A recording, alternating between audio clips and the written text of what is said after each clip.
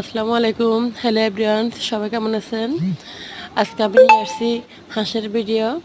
আমার পায়ে 6টা হাঁস ছিল, 2টা লেঞ্জে নিয়ে গেছে, 2টা কুকুর নিয়ে গেছে আর 2টা হাঁস। এই জন্য আজকে রাগ করি ধরে আনি সাথে সাথে জড়ো করে দিছি।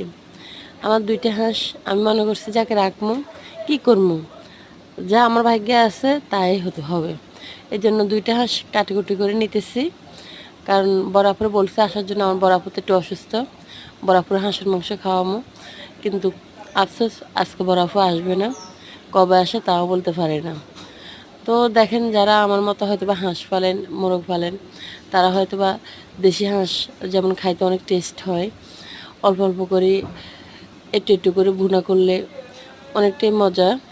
তো এই তো আমার এখানে প্রায় একটা হাঁস কাটা হয়ে গেছে, আরেকটা হাঁস এখন কাটতেছি।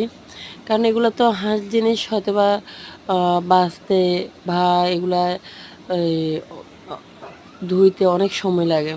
এতে আমার পায়ে অলরেডি 2টা হাঁস কুটা শেষ।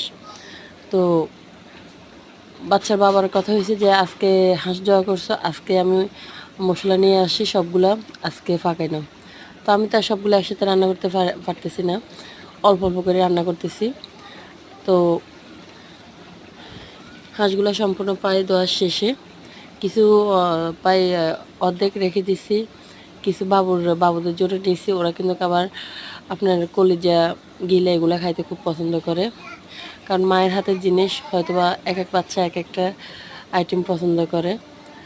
তো আমি একটু পরে আবার রান্না বসে দিব, কারণ আমি তো বাটা মশলাটা ইউজ করি বেশি, ঘরোয়া মশলাটা।